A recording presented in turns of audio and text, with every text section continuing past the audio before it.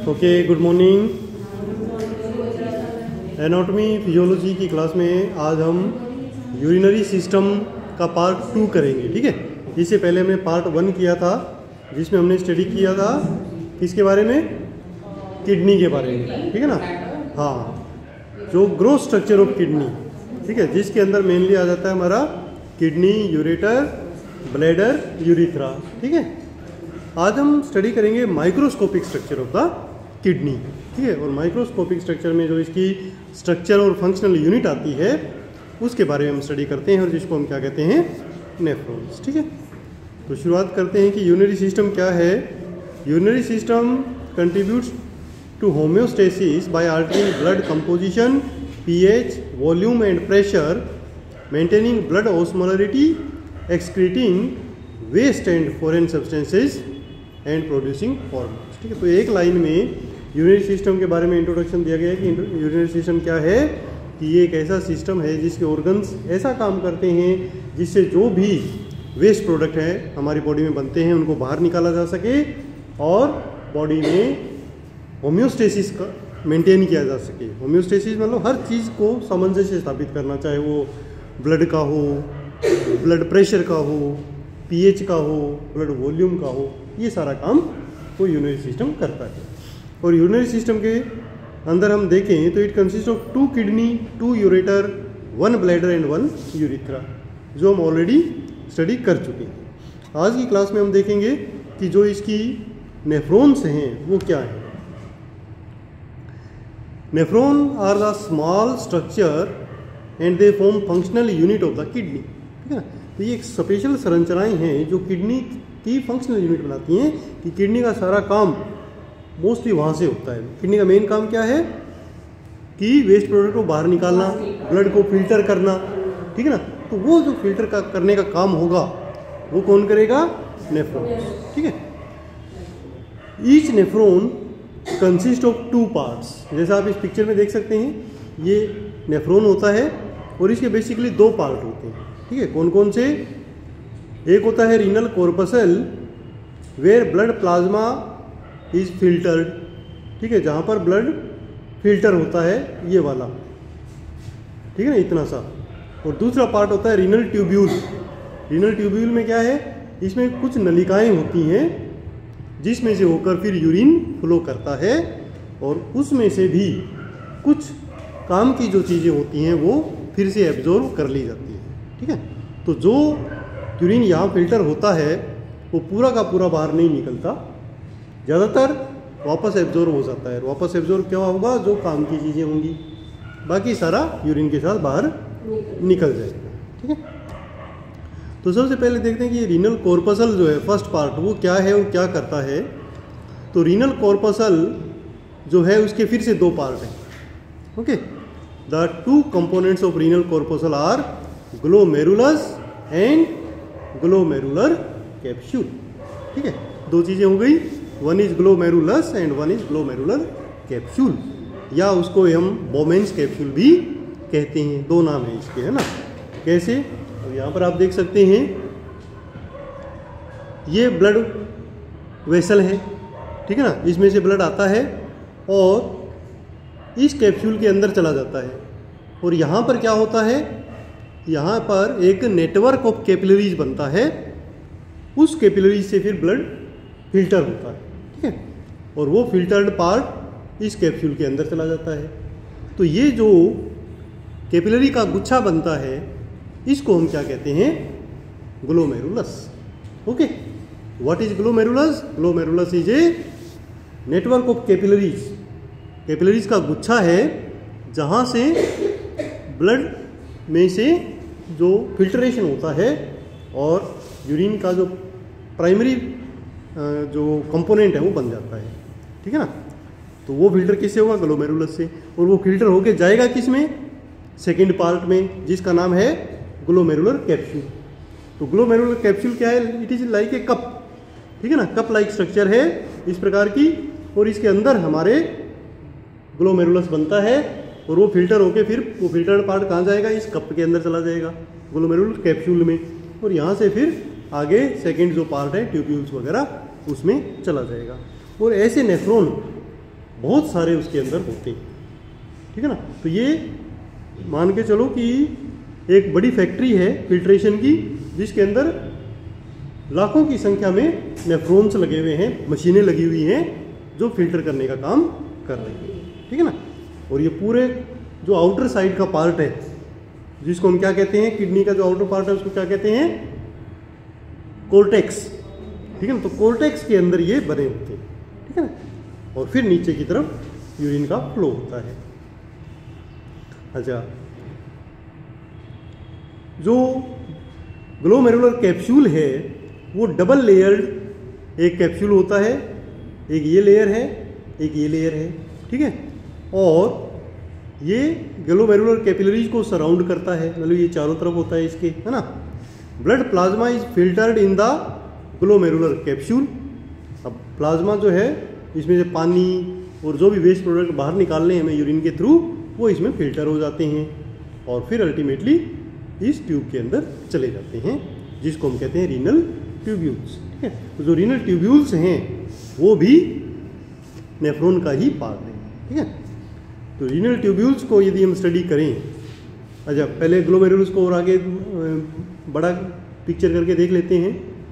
ये देखिए, इसके अंदर जो आर्टरी इसके अंदर जाती है वो मोटी होती है, ठीक है। जो पाइप इसके अंदर जा रही है मान के चलें वो मोटी है, तो उसको हम क्या कहते हैं, एफरेंट आर्टीरियोल, एफरेंट आर्टीरियोल। तो जो अंदर जा रहा है उसका नाम क्या है, एफरेंट आर्टीरियोल। और जो बाहर आ रहा है उसका नाम क्या है, इफरेंट आर्टीरियोल, ठीक है। अब यहाँ पर बड़ा ध्यान से इसको समझने की ज़रूरत है कि जो इफरेंट आर्टीरियोल है वो पतला है और एफरेंट आर्टीरियोल मोटा है। तो जो मोटे में से पानी जाएगा और पतले में से निकलेगा तो क्या बनेगा, प्रेशर, ठीक है ना। प्रेशर कहाँ क्रिएट होगा, इस ग्लोमेरुलस के अंदर। अब उस प्रेशर के कारण मैक्सिमम पानी बाहर निकल जाएगा, ठीक है। और बाहर निकल के आएगा कहाँ पर, इस बोमेंस कैप्सूल में, यहाँ पर आ जाएगा, ठीक है, इस ट्यूब के अंदर। तो ये चीज़ हमने यहाँ पे देखी है, सीखी है कैसे फिल्ट्रेशन होता है। मैक्सिमम फिल्ट्रेशन इसी तरीके से होता है, ठीक है। और ये सारे के सारे बोमेंस कैप्सूल के अंदर होता है। अच्छा, अब ये जो कैप्सूल है इसके बारे में हमने देख ही लिया था कि glomerular capsule consist of visceral and parietal layer, ठीक है ना। इसके अंदर दो लेयर हैं, ये विसरल है और ये पेराइटल है। हमेशा पेराइटल और विसरल लेयर का दो ही लेयर होती हैं। और इसका नाम याद करने का सिस्टम ये होता है कि जो बाहर की तरफ होती है वो हमेशा पेराइटल लेयर होती है और जो अंदर की तरफ होती है वो कौन सी होती है, विसरल लेयर, ठीक है। तो इस कैप्सूल में आप देख सकते हो ये पेराइटल लेयर है और ये वाली विसरल लेयर है। और ये बीच में जो जगह होगी ये इसकी ल्यूमन होगी, जो फिल्टरेशन यहाँ से होगा वो सारा का सारा इसमें चला जाएगा, ठीक है। अच्छा, the parietal layer of the glomerular capsule consist of simple squamous epithelium and form the outer wall of the capsule. ये आउटर वॉल है जो स्क्वेमस सेल एपिथेलियम की बनी होती है। अच्छा, अब यहाँ पर होता क्या है, filtration of blood take place in this portion of nephron. यहाँ पर फिल्ट्रेशन होता है, ठीक है। Fluid filtered from the glomerular capillaries enter into the Bowman's capsule या कैप्सूलर स्पेस। तो यहाँ से फिल्टर होगा और यहाँ पर आ जाएगा इस स्पेस के अंदर, है ना। अच्छा, उसके बाद की जो संरचनाएं हैं उनको हम क्या कहते हैं, रीनल ट्यूब्यूल, ठीक है, रीनल ट्यूब्यूल। ये जो रीनल ट्यूब्यूल होती हैं ये तीन टाइप की होती हैं। कौन कौन सी, proximal convoluted tubule, loop of Henle and distal convoluted tubule, ठीक है ना। तीन टाइप की ट्यूब हैं। अच्छा, इन तीनों को हम एक एक करके स्टडी करेंगे कि ये कैसी हैं और करती क्या हैं, काम क्या है इनका। तो सबसे पहले आता है प्रोक्सिमल कॉन्वोल्यूटेड ट्यूब्यूल। प्रोक्सिमल का मतलब नज़दीक, तो जो इस बोमेंस कैप्सूल के नज़दीक है वो प्रोक्सिमल कॉन्वोल्यूटेड ट्यूब्यूल है। कॉन्वोल्यूटेड का मतलब ऐसी मुड़ी तुड़ी, तो अभी जैसे हमने पिक्चर में देखा था वो मुड़ी तुड़ी सी है, टेढ़ी मेढ़ी है ना। तो वो प्रोक्सिमल कॉन्वोल्यूटेड ट्यूब्यूल है। From बोमेंस capsule the filtrate drain into the proximal convoluted tubule. कि जो फिल्ट्रेट है, मतलब जो पानी निकला है वो सबसे पहले कहाँ जाएगा, प्रोक्सिमल कॉन्वोल्यूटेड ट्यूब्यूल, ठीक ठीक है, इसके अंदर फ्लो करेगा। अच्छा, the surface of epithelial cell of this segment of nephron is covered with densely packed microvilli. ठीक है, अब इसकी जो वॉल है इसके अंदर माइक्रोविलाई होती हैं। ठीक है ना, माइक्रोविलाई क्या होती हैं? छोटी छोटी सेल्स होती हैं जिसके ऐसे उभरे हुए पार्ट होते हैं, विलाई सी निकली होती है, और इनका काम क्या होता है? एब्जॉर्प्शन। ठीक है, तो वहाँ से वो एब्जॉर्प्शन का काम शुरू कर देती हैं। ठीक है ना, जो फिल्टर हो गया उसमें से जो काम की चीज़ें हैं वो वापस निकाल लेंगी। ठीक है ना, क्लियर? तो जैसे मान लो एक नहर है, उसमें पानी जा रहा है, ठीक है, तो वो बह रहा है। अब कुछ हमने सैनिक लगा दिए, गार्ड लगा दिए, जो उसमें से मछलियाँ जो जा रही हैं काम की, उनको उठा लेंगी। तो वही काम इनका हो गया कि पानी तो लगातार जा रहा है, उसमें काम की चीज़ें वो वापस एब्जॉर्व करती रहेंगी, और वापस एब्जॉर्व करके देंगी किसको? ब्लड वेसल्स को, वापस ब्लड वेसल में डाल देंगी जो उनके पास में है। ठीक है, तो इस प्रकार का प्रोसेस ये हमारी प्रोक्सिमल कॉन्वोल्यूटेड ट्यूब्यूल में चलता रहेगा। ठीक है, तो ये क्या क्या एब्जॉर्व करेंगी ये भी अपने को पता होना चाहिए कि री एब्जॉर्प्शन ऑफ साल्ट, जो साल्ट निकल गया, क्योंकि सोडियम क्लोराइड घुला हुआ होता है तो वो निकल जाता है, वो हमें चाहिए तो वो वापस एब्जॉर्व हो जाता है। और क्या होता है? पानी, पानी बहुत निकलता है, उसको वापस ले लेते हैं। ठीक है, कुछ छोड़ देते हैं, बाकी ज़्यादातर वापस ले लेते हैं। तीसरा ग्लूकोज, ग्लूकोज भी पतला है तो वो निकल जाता है, उसको भी वापस चाहिए तो वो हम वापस उठा लेते हैं। ठीक है, तो ये सारा का सारा चीज़ें हमारी एब्जॉर्व हो जाती हैं वापस प्रोक्सिमल कॉन्वोल्यूटेड ट्यूब्यूल। ठीक है, और आगे चलते हैं। सेकंड नंबर पे आता है लूप ऑफ हेनले। जब प्रोक्सिमल ट्यूब खत्म हो जाती है तब ऐसे यू शेप की एक ट्यूब आती है, उसको हम क्या कहते हैं? Loop of Henley. अच्छा, लूप ऑफ हेनले जो है उसके 3 पार्ट हैं।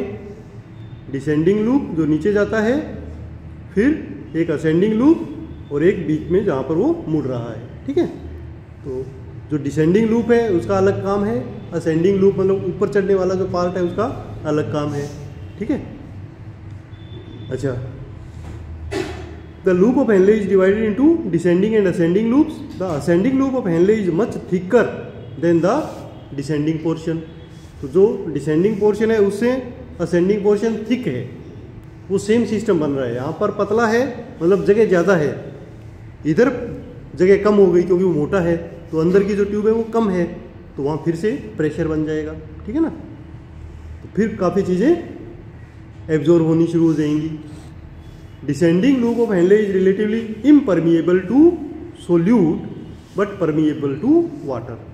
अब यहाँ भी क्या है कि इम्परमिएबल का मतलब जो चीज़ें एब्जॉर्व ना हो सके, तो यहाँ पर जो भी सोल्यूट हैं वो एब्जॉर्व नहीं हो सकते, बट पानी एब्जॉर्व हो सकता है। ठीक है, तो कॉन्वोल्यूटेड ट्यूब में और इसमें क्या डिफरेंस हो गया कि वहाँ तो सोल्यूट भी एब्जॉर्व हो रहे हैं, आपकी ग्लूकोज भी जा रही है वापस, सोडियम क्लोराइड भी जा रहा है, बट यहाँ पर सिर्फ पानी पानी जाएगा, बाकी सारी चीज़ें आगे चली जाएंगी।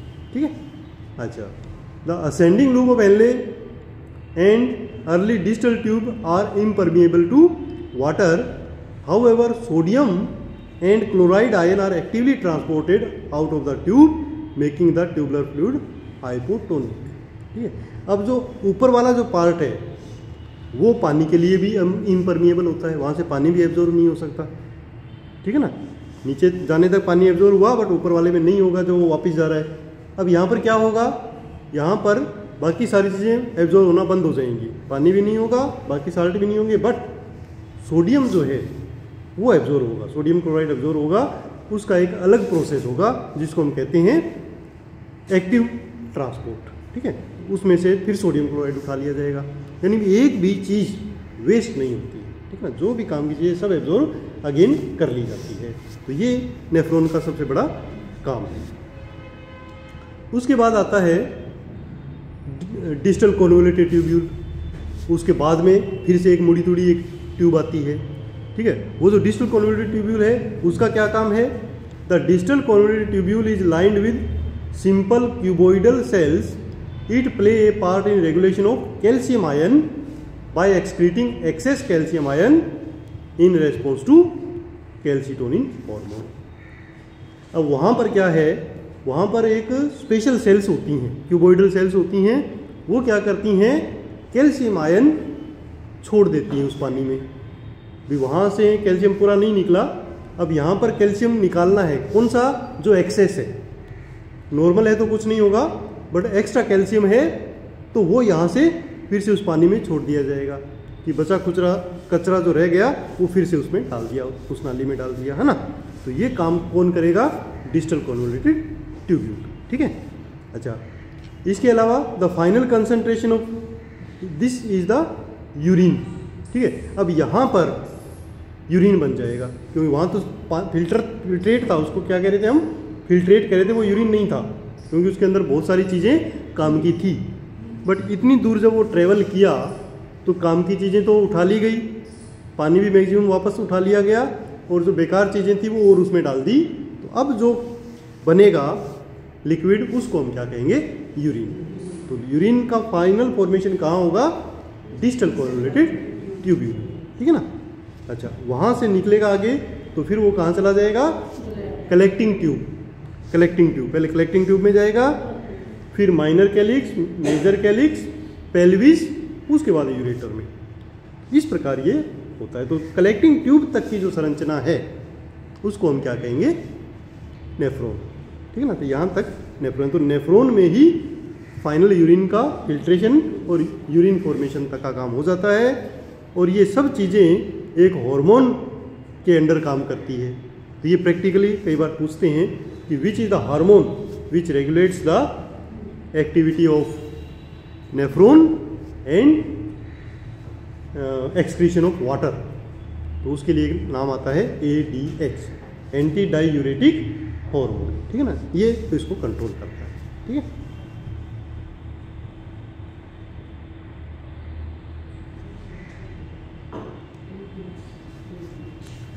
अच्छा, उसके बाद कलेक्टिंग डक्ट्स आ जाती हैं। कलेक्टिंग डक्ट क्या होती हैं, वो लास्ट में ट्यूब एक होगी जो सब जगह से सारे जो नेफ्रॉन्स हैं उनसे कलेक्ट करेगी।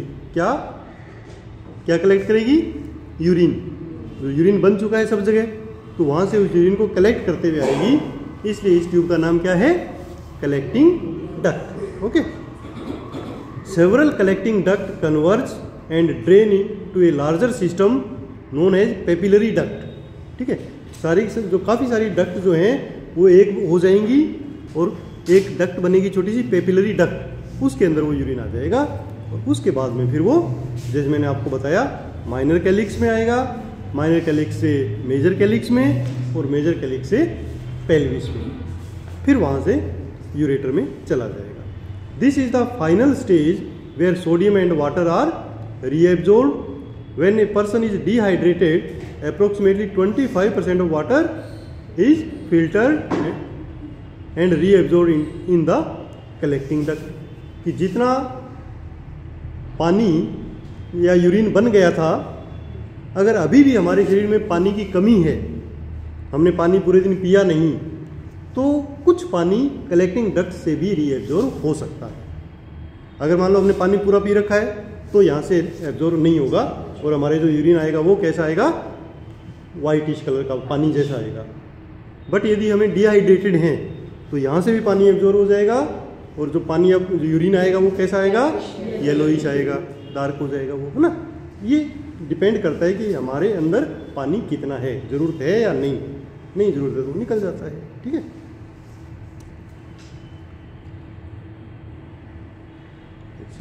अब आता है फिजियोलॉजी ऑफ नेफ्रॉन, ठीक है। यहाँ तक की होगी संरचना। तो मेनली जो आपके एग्जाम में आता है क्वेश्चन, वो इतना ही आता है कि what is the microscopic structure of kidney, ऐसे क्वेश्चन आ सकता है। और यह आ सकता है कि explain the structure of nephron. तो उसमें हम इतना ही बताएंगे, क्या क्या, शुरू में ग्लोमेरुलस, उसके बाद ग्लोमेरुलर कैप्सूल, उसके बाद ट्यूब्स जिसके अंदर 3 ट्यूब हैं, कलेक्टिंग डक्ट, वो proximal convoluted tube, loop of Henle and distal convoluted tubule, और लास्ट में कलेक्टिंग डक्ट। इतना हम थोड़ा थोड़ा एक्सप्लेन कर देते हैं तो हमारा आंसर कंप्लीट हो जाता है, ठीक है। अब ये एक जनरल नॉलेज के लिए आपको पता होना चाहिए कि what is the physiology of nephron, ये काम कैसे करते हैं। एग्जाम में अभी तक वैसे ये क्वेश्चन आया नहीं है, बट हमें पता होना चाहिए। तो इसके अंदर यूरिन फिल्ट्रेशन बनने के लिए हमारे पास 3 प्रोसेस होती हैं। कौन कौन से, number 1 filtration, number 2 selective reabsorption and number 3 secretion. ठीक है ना, ये 3 चीज़ें होती हैं बेसिकली। ये आपको याद आ गई होगी जैसे मैंने अभी आपको पढ़ाया था कि प्रोक्सिमल कॉन्वोल्यूटेड ट्यूब्यूल में क्या होता है, सॉरी उसमें बोमेंस कैप्सूल में क्या होता है, फिल्ट्रेशन होता है। उसके बाद जो आपकी ये बची कॉन्वोल्यूटेड ट्यूब्यूल प्रोक्सिमल वाली और जो लूपो पेनली है उसमें क्या होता है, सेलेक्टिव रीएब्जॉर्प्शन होता है। ठीक है, और जो उसका लास्ट पार्ट है उसमें क्या होता है, सीक्रीशन। किसका, मेनली किसका सीक्रेशन होता है, कैल्शियम का, एक्स्ट्रा कैल्शियम है उसका सीक्रेशन हो जाता है। तो इतनी चीज़ों से फाइनल हमारे पास 3 प्रक्रियाओं से फाइनल यूरिन का फॉर्मेशन होता है। ठीक है, अच्छा, filtration take place through the semi permeable wall of glomerulus and glomerular capsule. Capsule के अंदर क्या हुआ, फिल्ट्रेशन हो गया, water and other small molecule pass through although some are reabsorbed later. अच्छा, यहाँ पर जब फिल्ट्रेशन होता है तो मैक्सिमम चीज़ें निकल जाती हैं, बट ब्लड में क्या क्या बच जाता है, ब्लड सेल्स, क्योंकि ये मोटी होती हैं तो ये नहीं निकलती, प्लाज्मा प्रोटीन्स नहीं निकलते, and large molecule which are too large to filter they remain in the capillaries. तो वो चीज़ें कैपिलरी में रह जाती हैं, बाकी मैक्सिमम पानी वगैरह, शुगर वगैरह और ये सोडियम क्लोराइड जो भी छोटी छोटी चीज़ें वो निकल जाती हैं। ठीक है, अच्छा, the filtrate in the glomerulus is very similar in composition to plasma. अब उसकी जो कंपोजिशन है वो प्लाज्मा जैसी ही होती है, उस लेवल पे वो यूरिन नहीं होता है, लगभग एक प्रकार से पतला प्लाज्मा वो होता है। ठीक है, अच्छा, केवल उसके अंदर सेल्स नहीं होती। अब जैसे जैसे वो आगे बढ़ेगा उसमें से काम की चीज़ें एब्जॉर्ब होती जाएंगी और लास्ट में जो बचेगा वो यूरिन होगा। वो कहाँ होगा, जब वो कलेक्टिंग डक्ट में पहुँचेगा तब यूरिन बनेगा, है ना। अच्छा, अब फिल्ट्रेशन होने के लिए क्या क्या चीज़ें चाहिए। फिल्ट्रेशन होने के लिए एक तो मैंने बताया था कि एफरेंट आर्टेरियोल मोटा है और इफरेंट पतला है, तो उसके कारण प्रेशर बनता है, उसके कारण वो एक्सक्रीट हो जाते हैं। और ये प्रेशर बनता कितना है उसको क्या कहते हैं, कैपिलरी हाइड्रोस्टेटिक प्रेशर। ठीक है, जो कितना होता है 55 mg, ठीक है ना, mm/Hg, इतने प्रेशर होता है जिसके कारण वो फिल्टर हो जाता है। ठीक है, अच्छा, कुछ एक इसके अंदर ऑस्मोटिक प्रेशर भी होता है जिससे वापस आने की भी कोशिश करती है ये चीज़ें, बट वापस आने की कोशिश करना, जो ऑस्मोटिक प्रेशर है वो कम होता है और जो कैपिलरी हाइड्रोस्टेटिक प्रेशर होता है वो ज़्यादा होता है, इसलिए वो चीज़ें बाहर निकल जाती हैं। और ये डिफरेंस कितना होता है 10 mm/Hg। ठीक है ना, तो ये हायर लेवल पे अपने नॉलेज के लिए पता होनी चाहिए, बट इस एग्ज़ाम में खैर ये चीज़ें नहीं पूछते हैं। अच्छा, अब आता है कि जो वॉल्यूम यहाँ से फिल्टर होगा उसको क्या कहेंगे, उसको कहते हैं ग्लोमेरुलर फिल्ट्रेशन रेट, GFR। ठीक है, और ये काफ़ी ज़्यादा होती है। कितनी होती है, 125 ml/मिनट। तो 1 मिनट में कितना निकल जाता है फिल्टर, यहाँ से कितना हो जाता है 125 ml 1 मिनट में। तो पूरे दिन में कितना निकल जाता है 180 लीटर, 180 लीटर यहाँ फिल्टर बनता है, बट वो सारा का सारा यूरिन नहीं बनता है। मैक्सिमम 99% वापस एब्जॉर्ब हो जाता है और सिर्फ थोड़ा बहुत बचता है, यूरिन बनता है। कितना यूरिन नॉर्मल होता है, अगर अच्छा पानी पीते हैं तो लगभग 1.5 लीटर के आसपास निकलता है, बाकी सारा एब्जॉर्ब हो जाता है। ठीक है, दोनों किडनी में ये काम चलता है। Nearly all the filter is later reabsorb, less than 1%, यानी 99% वापस एब्जॉर्ब हो गया और 1% यूरिन के रूप में निकलता है। ठीक है, तो अब देखा जाए ध्यान से, अगर समझें तो किडनी कितना काम करती है, 180 लीटर ब्लड छानती है और उसको वापस खींच लेती है ना। अगर वो नहीं खींचती तो गड़बड़ हो जाती। आप लोगों ने सुना होगा एक केस, रीनल फेलियर है, किडनी फेल हो जाती है ना। हाँ, किडनी फेल होने के बहुत सारे कारण, इन्फेक्शन हो सकता है, ऑटो इम्यून डिजीज होती हैं जिससे ये फिल्टर काम करना बंद कर देते हैं। अब फिल्टर काम करना बंद कर, हाँ, वो ये होता है कि जो अब एब्जॉर्प्शन करने की क्षमता है वो खत्म हो जाती है, तो जो ये निकल गया वो सारा का सारा निकल जाता है। ठीक है ना, फिर डायलिसिस करना पड़ता है। एक कारण तो ये होता है। कई बार क्या होता है, 2 तरीके की प्रॉब्लम होती है। कई बार ऐसा प्रॉब्लम होता है कि वो फिल्ट्रेशन ही बंद हो जाता है। फिल्ट्रेशन अगर बंद हो गया तो निकलेगा कुछ नहीं, 0 यूरिन आ रहा है। ठीक है ना, अब 0 यूरिन आ रहा है तो अंदर सब कुछ रह गया, वेस्ट प्रोडक्ट भी अंदर रह गए, जो भी हानिकारक चीज़ें हैं वो अंदर रह गई, और उसके कारण टॉक्सिन्स जनरेट हो जाएंगे, जहर बन जाएगा हमारे शरीर में ब्लड, और डेथ हो सकती है। तो उस कंडीशन से बचने के लिए आपको ये करना पड़ता है क्या, डायलाइसिस, ठीक है ना। तो डायलाइसिस एक बार की आर्टिफिशियल किडनी है जो उस अंदर जमा हुए वेस्ट प्रोडक्ट को बाहर निकालेगी, ठीक है। और वो तब तक करना पड़ेगा जब तक नई किडनी नहीं लग जाती, कोई डोनर नहीं मिल जाता, ट्रांसप्लांट नहीं हो जाता ना। तो एक बार किडनी खराब हो गई तो हो गई, ठीक है ना, फिर वो ठीक है नहीं हो सकती।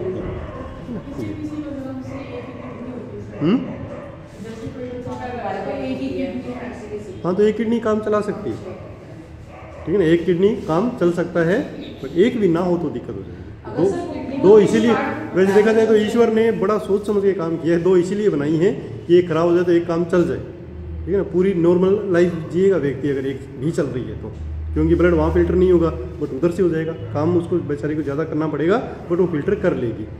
बट जब दोनों ही नहीं कर पाएगी तो प्रॉब्लम।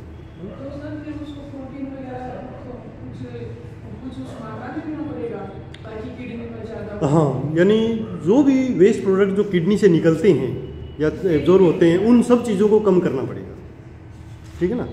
इवन बीपी भी कम होना चाहिए, बीपी बढ़ना नहीं चाहिए, प्रोटीन्स कम होने चाहिए, एंटीबायोटिक्स कम लेने चाहिए, क्योंकि वो वहीं से ही फिल्टर होने अल्टीमेटली, है ना। बहुत ही सावधानी उसमें रखनी पड़ती है। और सर इसमें जैसे किडनी का 75% डैमेज हो जाए, 25% रिमेनिंग रह जाए, तो उसमें कब तक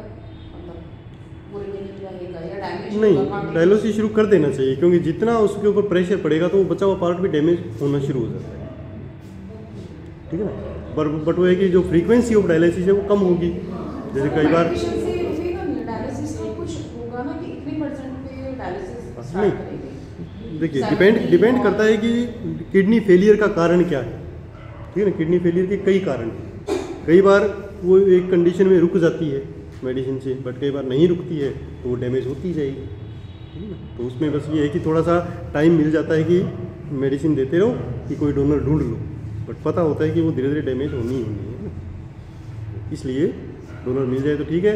बीच बीच में डायलिसिस करवाते रहो, बट फ्रीक्वेंसी कम होगी, बट जब वो पूरी डैमेज हो जाएगी तो डायलिसिस की फ्रीक्वेंसी बढ़ जाएगी, हफ्ते में 2 बार कराना पड़ सकता है, 3 बार कराना पड़ सकता है।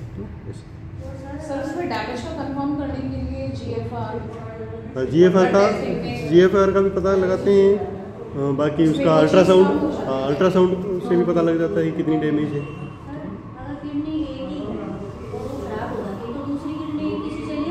हाँ हाँ, उसी को तो अपन रीनल ट्रांसप्लांट कहते हैं, बिल्कुल उसकी भी ले सकते हैं।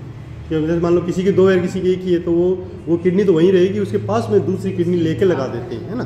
तो वो काम उसका करता है, मेन किडनी का काम फिल्टर करना है, तो दूसरी किडनी फिल्टर कर लेगी, ठीक है ना। तो किडनी का जो एक्सेप्टेंस है वो काफ़ी ज़्यादा है, लीवर वगैरह का तो एक्सेप्टेंस कम होता है, कई बार वो फेल भी हो जाता है, बट किडनी डोनर की हुई काम कर जाती है। हाँ,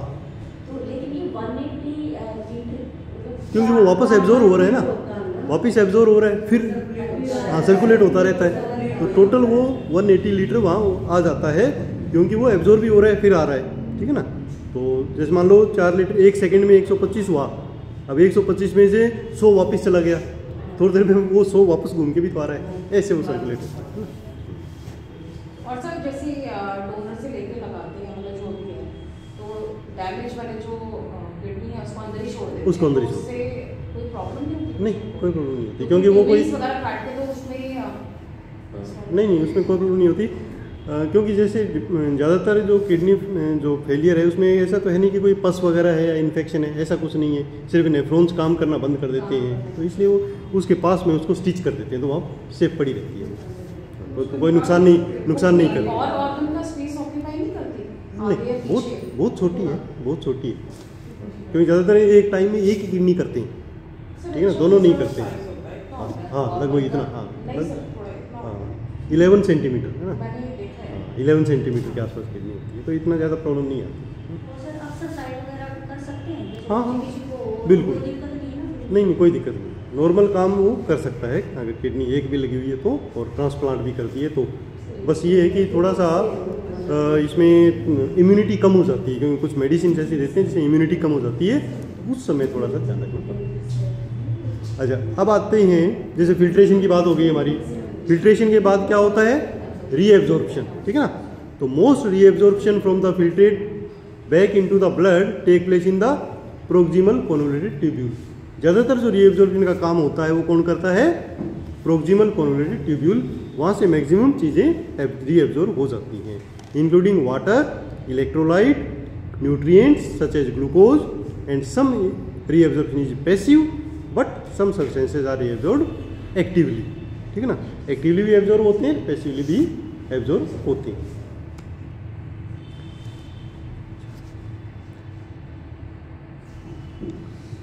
लगभग 60 to 70% जो फिल्ट्रेट है वो आगे पहुंचता है लूप ऑफ हेनले में, यानी लगभग 40% प्रोक्सिमल कॉन्वोल्यूटेड ट्यूब में ही एब्जॉर्ब हो जाता है, ठीक है।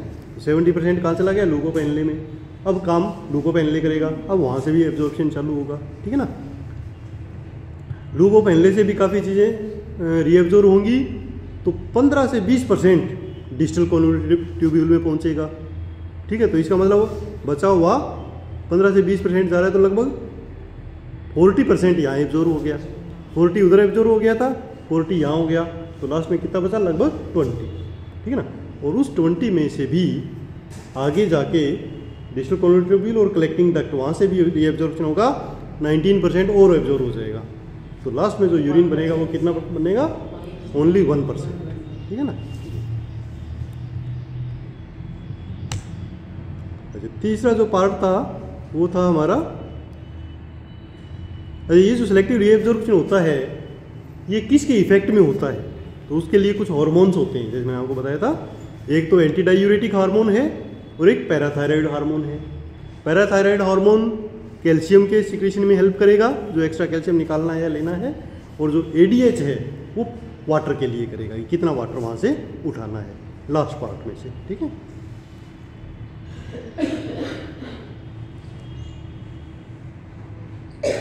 इसके अलावा एक एल्डोस्टेरोन है, उसके द्वारा भी जो रीएब्जॉर्प्शन का काम है वो होता है, कई हार्मोन्स इसमें इफेक्ट करते हैं, ठीक है। अच्छा, ये लास्ट में आता है सिक्रीशन, कुछ चीज़ों का सिक्रीशन भी होता है। सिक्रीशन मेनली किसका होता है, सिक्रीशन होता है